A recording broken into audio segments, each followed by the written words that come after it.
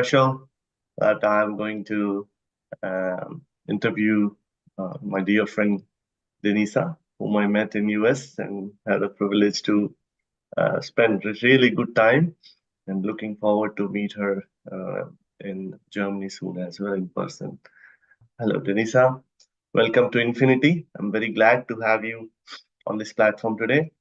And before we start our journey, I'll just give a brief intro to the audience um, about you. So, Denisa is a certified mindfulness meditation teacher, practitioner, personality development coach, international motivational speaker, and a board member of PSSM International, a humanitarian and promoter and guardian of holistic well-being.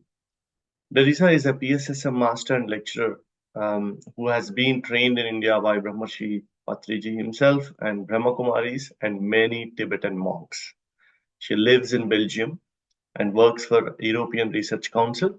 Denisa is actively conducting meditation classes across the globe and also workshops on personality development in the European Commission and in various international meditation forums and networks. More than that, she's lovely and wonderful person that I have known. On that note, welcome Denisa to this wonderful neutral platform called Infinity, where everybody joins and celebrates the weekend with Gyan and energy. Thank you so much. Thank you. I just want to thank you. I just want to say how glad I am to be on this platform. Thank you so much, Hari, for the introduction. Thank you, Kavita, my dear friend, and Mangala for your beautiful song. And everyone, I just want to welcome everyone and say hello to everyone and say I'm really honored and happy to be here with you.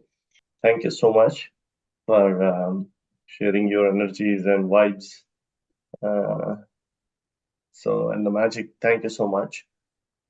Okay, so this program Infinity is about knowing the speaker and then getting the insights and getting to know what your journey, how your journey is, and how it can be, perceived to get inspired to take it into our lives, into audience. So bring that inspiration and energy forward to the audience, not just who are here. It's recorded and goes live, and to the wider audience down the line. So that's the theme of Infinity at a very high level. So now I would start with some of the questions that I have to start with, and then we'll take a natural ride into how the journey continues. So now I know Europe is also rich in culture, ancient, and there are Stoicism and many other spiritual practices and many other aspects of spirituality around for a long time. What's your early inspiration? When did you start this journey? Like, how did you start? What's the trigger point? What's your early inspirations into spirituality and this meditation and mindfulness and everything? Was there any, a point that you can say, you know what, this is the point, this is the click that made me come into this, and like that? Yeah. Well, indeed, there are actually two turning points. But I must say, before all that, I'm a classical seeker, spiritual seeker. And there were actually two parts, unconscious seeker and then conscious seeker. For very, very long time, I was an unconscious seeker. I knew that there is something special there. I knew, and also through my culture, through my education, through the education I got also in my family. I come from Romanian and Greek family, mixed family. with Greek Christian background. So I'm Greek Orthodox. I used to go to the church. I was praying. I used to pray. I used to discuss with people around. I had a very religious grandmother and grandfather, and I grew up with them mostly. They taught me a lot of things. However, it didn't really resonate with me. In a way, yes, I knew that there was something up there, that there is something around, and I was always behaving in a more special way. I was not the normal, ordinary child, even from my childhood. Just to give an example, this is from my unconscious part of my journey. I believe, about 4 years old, and I got lost. I mean, my parents got well. They didn't know where I was. This happened a couple of times. Finally, you know where they found me? They found me in the church, in the closest church, in front of the icon of Jesus Christ. I don't remember that, but I was told. I mean, they told me. I have some remembrances, but just very vague. I don't know. I don't know why. I was attracted, and actually, one of my guides, one of my masters, is Jesus Christ. I was always connected, and I felt that way. Later on, this was in my childhood, and then later on, as I lived in a country where it was a dictatorship, where religion or almost banned, I somehow I was suggested that there is nothing out there. We have to listen to the order that is installed in the country. And then I started to doubt, is there something? I always felt that I have another connection, that I am another level, that I have another frequency than the others. And I very little related to other people. Unfortunately, or fortunately, I don't know, it depends from which angle you see it, I felt that I'm totally different than the others. And later on, this was mostly my unconscious part. Without being following any religion, any practice, anything, just very rational. That's very rational life. Started to study, going to the university, and like making a path. But in that sense, I forgot about spirituality. I forgot about everything. At a certain point, I think I was about 30. I fall into a very serious depression. And that was the first turning point. That was the first opportunity that life gave me to take another path and to see further and to seek more than what we have around, more than this material world. And there was something very special that happened to me. At that time, I was in a church in Finland, in an American church that was, I believe, Lutheran. I don't remember what was the orientation, but anyway, Christian, yeah, in a Christian environment. And I went in front of the, I don't know how you call that in English, altar. Mm-hmm. Yeah, I believe, yeah. And I was in front of the priest, and I looked at him, and I fall unconscious. I was completely like in another dimension. I was in a deep depression. I didn't know what to do with me. I didn't know how to behave. I didn't know how to, even what is happening with me.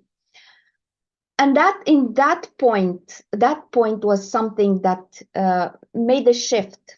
That made a shift, understanding that there is something more out there.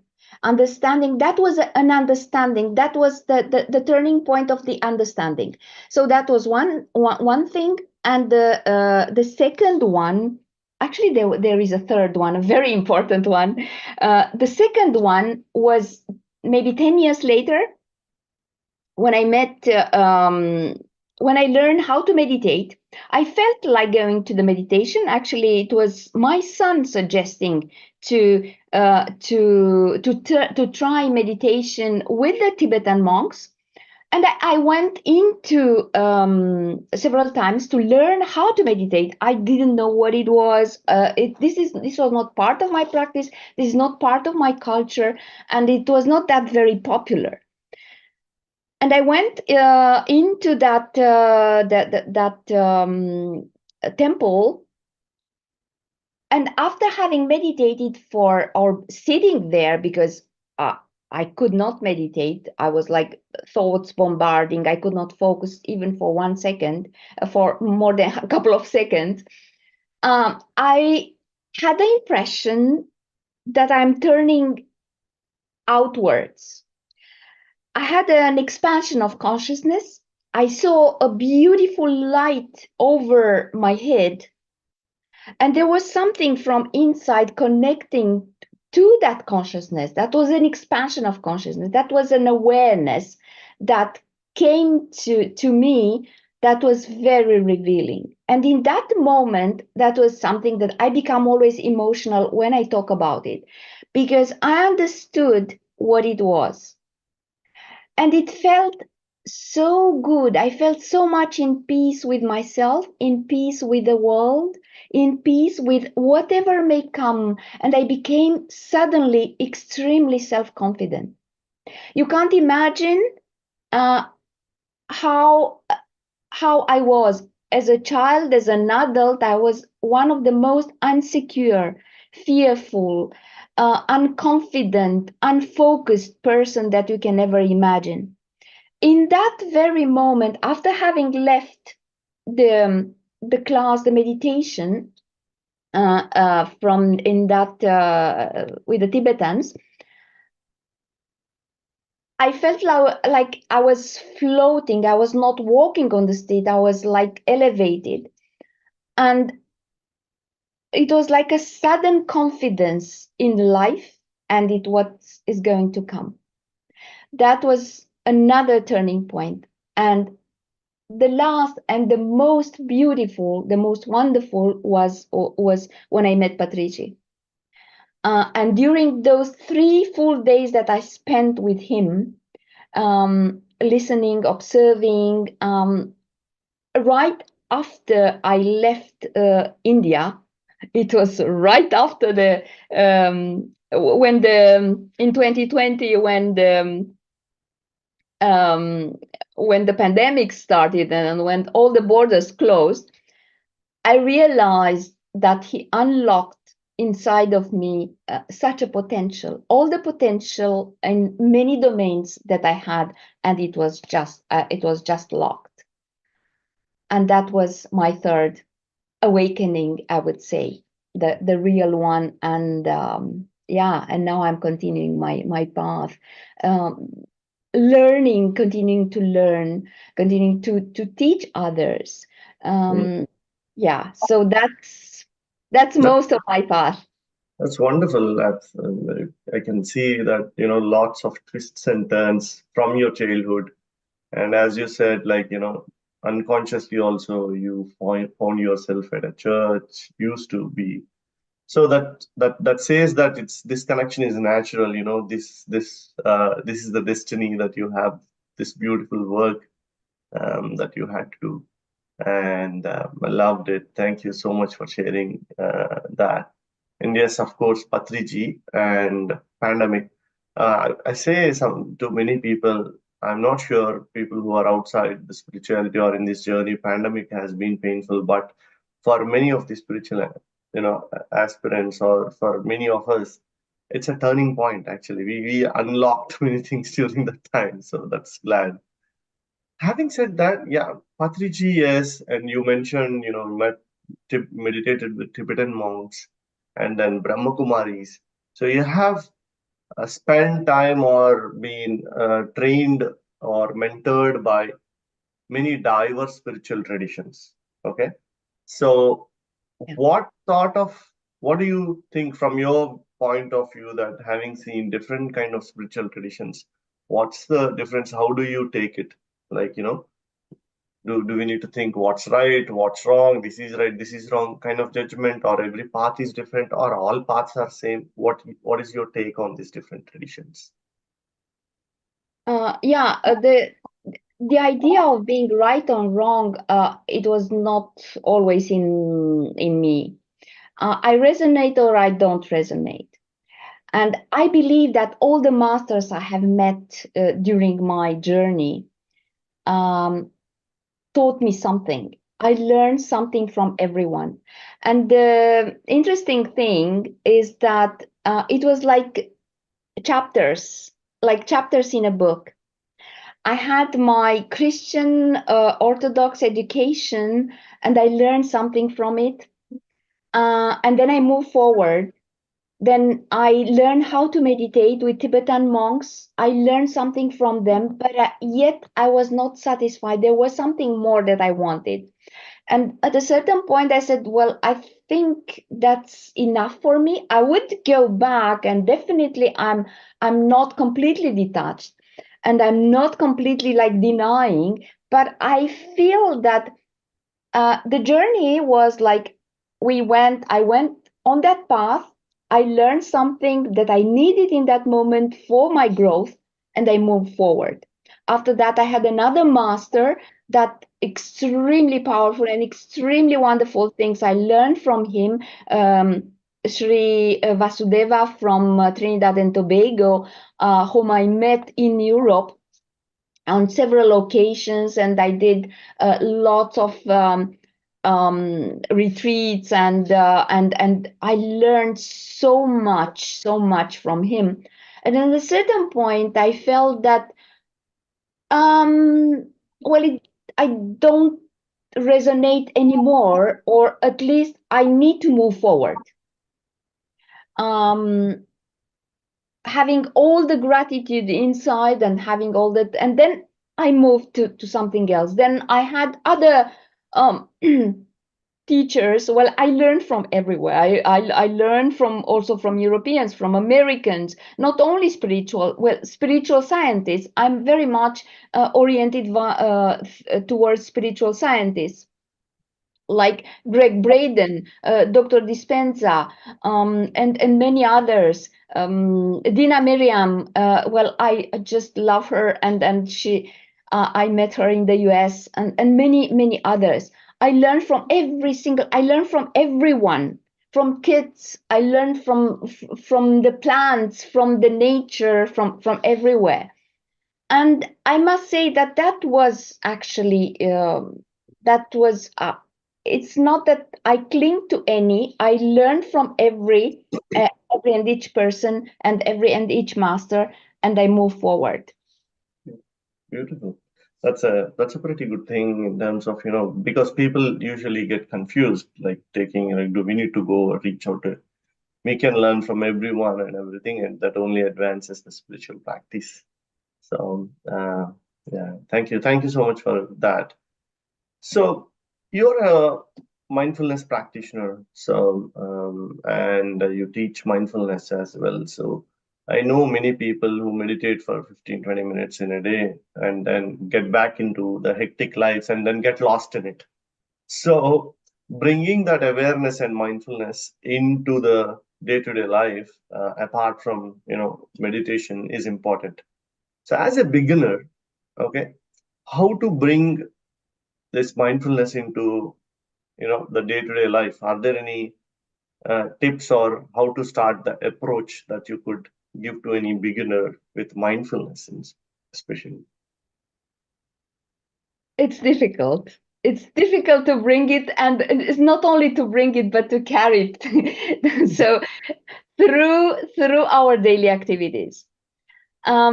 I'm giving meditation classes to my institution, in my institution, and sometimes, and also workshops. I'm conducting workshops and meditation classes, and to different groups. And what I suggest most, because it's also a little bit of inspiration that I'm giving, and also meditation per se.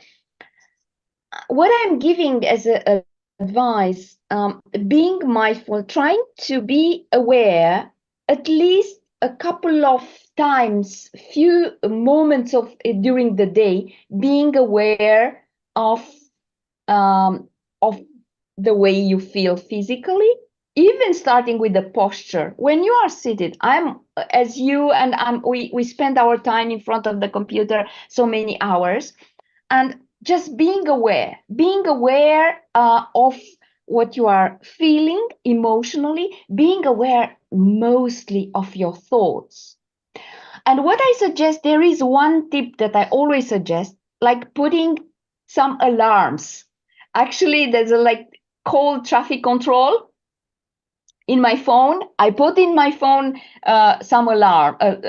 Well, let's say 3 times a day, where it rings and they say, oh, now I have to watch my thoughts and be focused again, and again watching my thoughts, even though it's for 1 minute. We train the mind to be focused. We train the mind to be aware, of what we are doing, how we are doing. Are we focused or are we distracted? In this world of distractions, it's so easy to get lost, and many are lost. So unfortunately, and that's one of the tips that I'm giving, and I'm explaining the science behind. I'm explaining what is happening in the brain, what is happening in the field. So this is one of them. And definitely meditation. Myself, I meditate twice a day, but I know that I feel that I'm somehow all over the place, or I have challenges, I sit in silence. I practice silence, even for a couple of minutes. And that's another tip that I suggest. Beautiful. Yeah, bringing awareness into everything, practicing the awareness pretty much. I mean, that's absolutely. So, yes, mindfulness into hectic day is a continuous practice, and it's not as easy as just now. Okay, Denisa said it, so let's bring awareness from tomorrow. It's not going to be the thing. It's going to be a practice over the time, and then until we tap into that awareness mode. And then being mindful helps us go smooth in in the day. However, there's another aspect to it, which is your personality development aspect. So, what, as a personality development coach, what do you think? How do you think mindfulness or meditation helps into driving the right personality into people? Like, see, how do we develop our personality using mindfulness and meditation practices? Or is it just the inspiration that, because I have seen many personality development coaches who doesn't actually teach meditation or who doesn't talk about meditation much, who talks more of the way of living. It's about, you live like that, you think like that. So I have seen more of personality development people creating thought patterns, probably thought patterns which work better in life. But however, meditation and mindfulness is more of breaking the thought patterns and getting into the mode of unlimitedness, you see. So what is your take on it for personality development? How does the spirituality and meditation works? To me, meditation, mindfulness and mindfulness meditation, because this is one type of meditation, is essential in personal development. And that's true that not many adopt meditation. personal development coaches do not always teach meditation or do not always think of meditation. But to me, through meditation, well, many people believe that it's a waste of time. What I always suggest, I say, no, this is an investment. See it in this way. I'm in an environment, in a work environment where there are many managers, really highly educated people, highly busy, very busy people. They say, how do you want me to find that time? I say, yes, you can find that time. Take 5 minutes in the morning, 5 minutes in the evening. This is an investment that will help you. It helps you in so many ways. Actually, the most how can I say, the most important thing that it teaches you, well, what you earn through meditation, it's self-mastery. Because self-mastery starts with managing and not managing, being awareness of your thoughts awareness. And if we don't monitor our thoughts, if we don't see what is in our mind, because our thoughts trigger our emotions and our emotions trigger the physical reactions and everything that goes into the body. This is an aspect. There are other aspects, but this is, if we don't know what is happening, if we have continuous toxic thoughts that we keep moving in a loop since many years, or something that challenge us and again is that thought moving into the past, we live on the past, or being fearful of the future. So how do you want to get that peace inside? How do you want to know yourself? Know thyself. That's the thing. That's the most important thing. So how do you want to manage the others as a manager, or as a mother or a father in your family, or in whatever relationship, if you don't manage yourself, if you don't know who you are? So that's actually my point of view in this sense. So the ultimate gain is self-mastery. Absolutely. That's pretty good direction that you have given. Like, personality, we think that the way we think, but actually it is mastering the self, and having that hold on ourselves is what having hold on personality as well. That's a great dimension. Thanks again. So you taught meditation at European Commission and many of the employees and some of the corporate world or at workplaces. So what is your observation in terms of, did anyone tell you that applying spirituality or meditation at workplaces or in corporates have helped them? If so, what sort of help that it has done to those employees, or from a corporate point of view?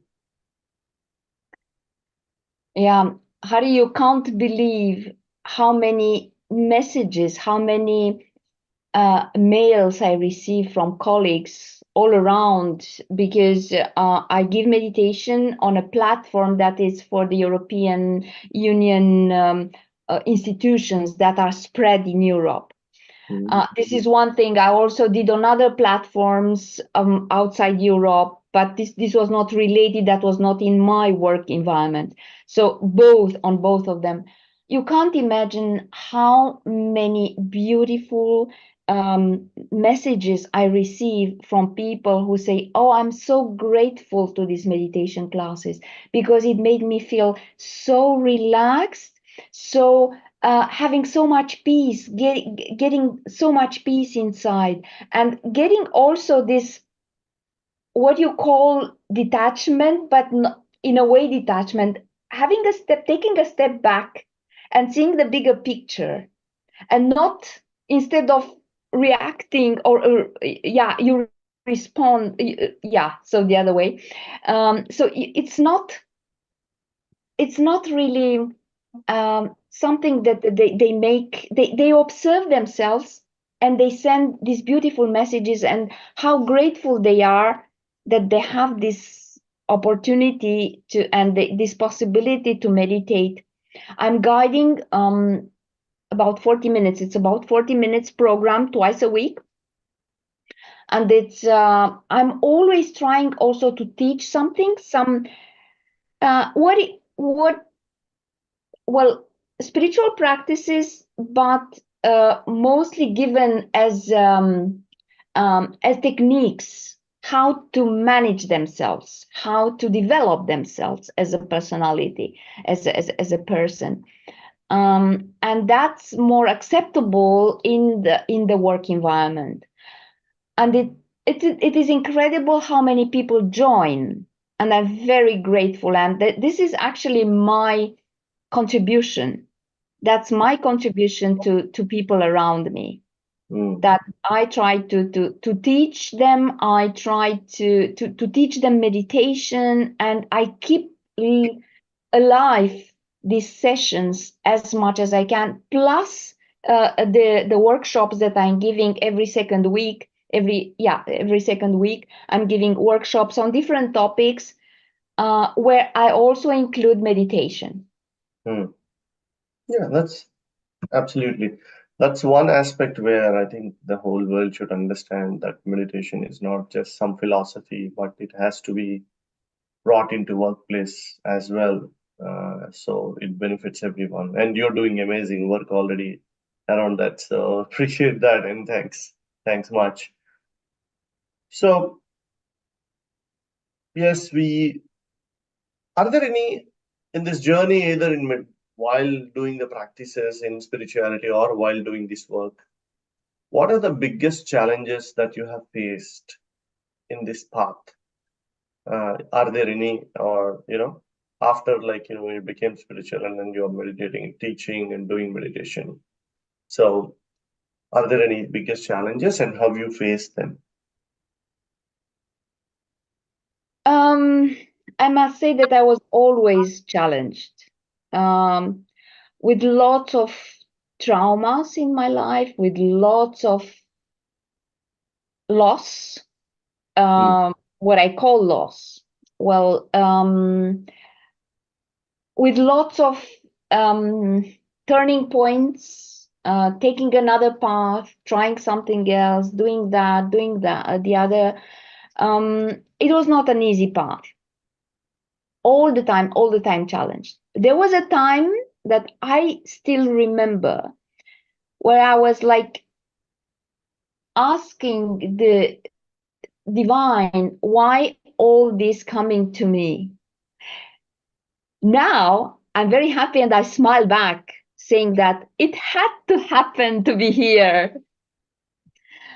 And nowadays, whatever comes, I must proudly say that I face. I even say, okay, challenge, come here.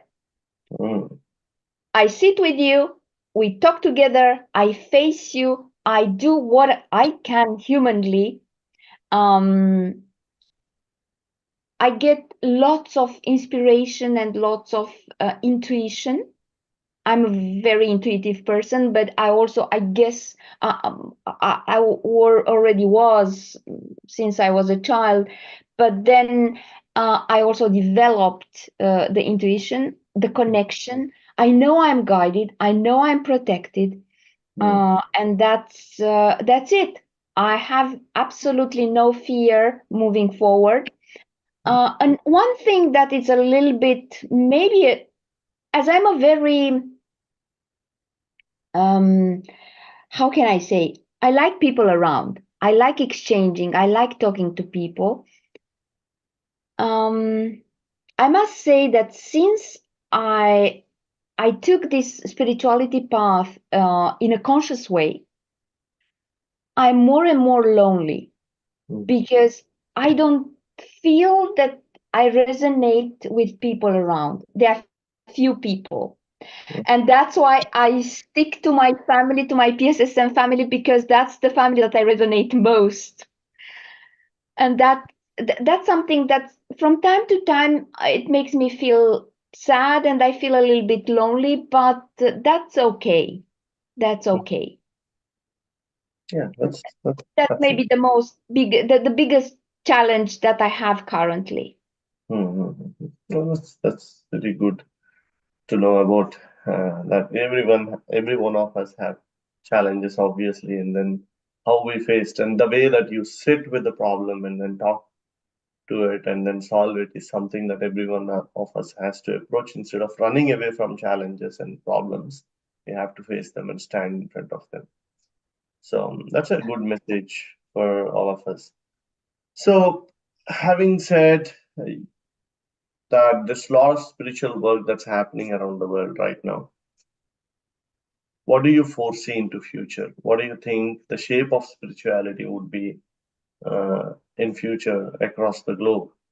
Um, do you see any sort of what one day everyone will have a need to do meditation or feel the need to meditate, even though right now we know that everyone has to meditate, but Yeah. so what do you think? How is the work or globalization or digitization of this Zoom and everything? What do you think it's going to be in the future?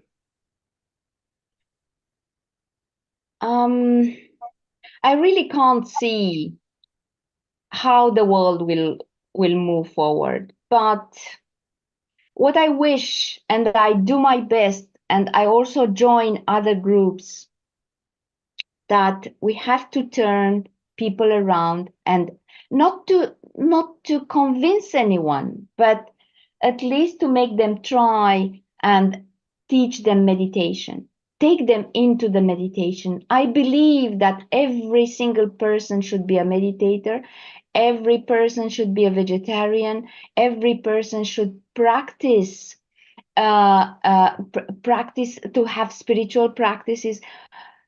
This world, I have the feeling, that has to turn back to the real nature of what we are, Mm, to our real truth, because that's to our truth, to our nature, because otherwise I don't see, I'm not very positive to see how it moves.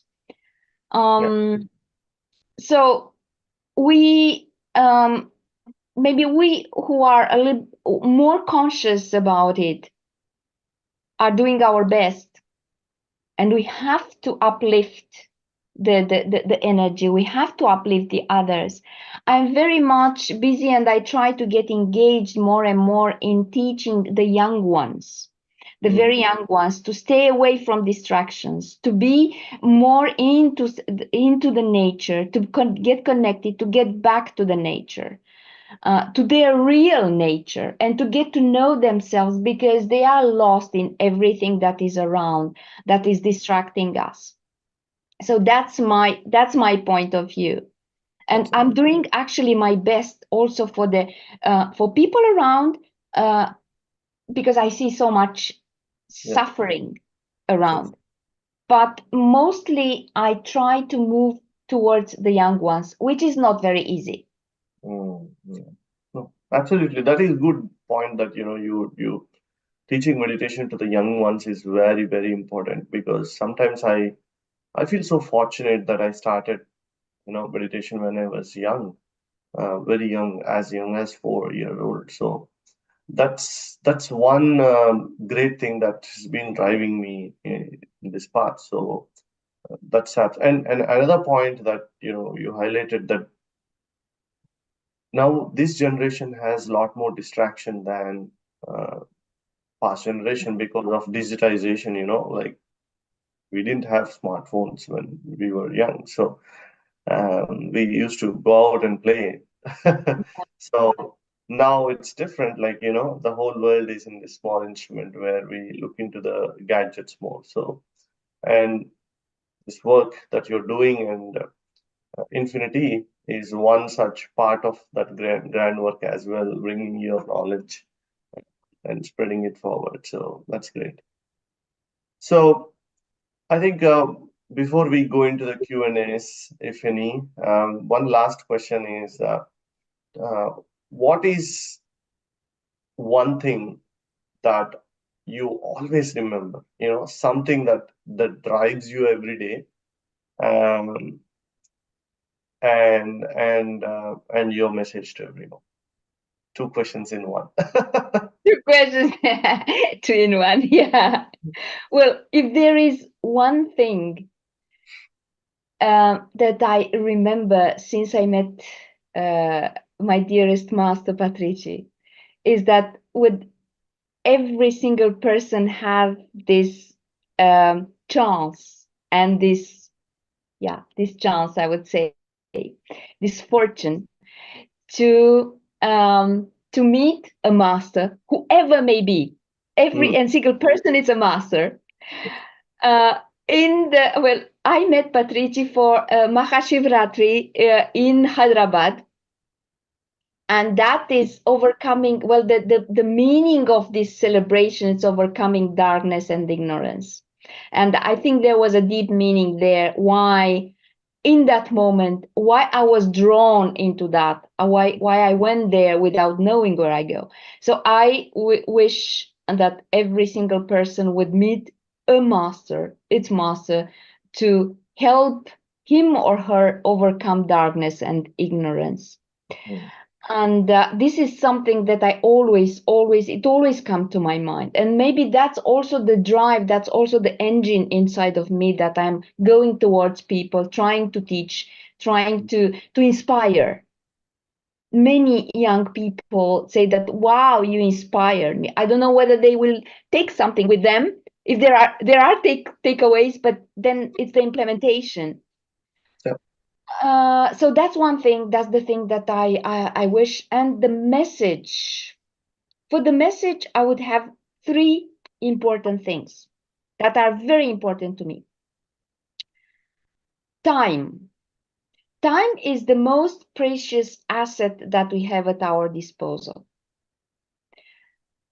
Dear audience and everyone, do not waste it. Live it fully. Live and make sense of everything, of every single moment. So use your time properly. Second would be stay away from distractions. There is technology, there are so many other distractions around. Stay focused on your objective or on whatever you would like to do. Stay away from distractions also, and take that time to be more in the nature, to meditate, or to be on your own, to practice silence, or do something that you really that elevates that makes you feel more vibrant, that makes you feel um, more aware and more purposeful. And the last thing would be find your life purpose, because that's the spark that keeps you living, that keeps you moving in life. And yeah, this would be the three things that You, would make my message that's to really, really, everyone. really, really wonderful, Denisa. I personally enjoyed your session a lot, and good to see you back again on Zoom. And I am going to come down to Germany soon, Wonderful, and we'll be wonderful. meeting there once again. So with that, we'll move to Q&As if anyone has any questions, if any. Okay, so we have a question. How to come out of gadget addictions and emotional addictions, from M. Means I'm not sure the name, but yeah, how to come out of gadget addictions and emotional addictions.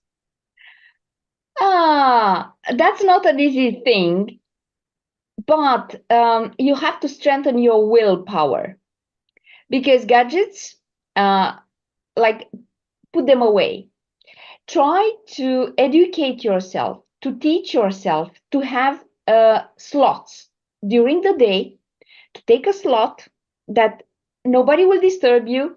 You don't touch any phone or whatever. You work on your computer. Okay, if you are an IT or if like me doing this kind of administrative work, you are there, but turn off everything. And during the day, take moments of silence. You are not disturbed, you don't touch anything, and you don't allow anyone and anything to disturb you from, distract you from that, the task at hand. So that's one thing. So this is teaching yourself, but you have to have that willpower. And take couple of times actually during the day, because you teach your body. The addictions, all these addictions, well, these distractions become addictions. And addiction, it's an addiction. You know what it is, and it's the excitement that liberates all those endorphins, those hormones that keep you happy. But for how long? Just for a little short time. And then again, it's again and again and again, like any other addiction. So take silent slots. I hope I answered the question. That's very clear, actually. Everything has to be practiced, and then we need technique. But without practice, we can't achieve anything. So, to attach or detach, we have to practice. Of course. Learn and unlearn. Unlearn, that's another, yeah. So that's a beautiful answer. Anyone else has any questions? Any other tips to increase willpower? Yes. Well,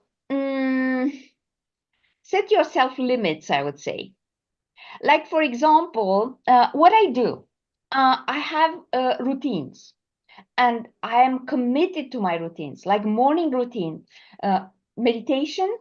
I drink warm water. I drink a big glass of warm water with lemon or ginger or something like that.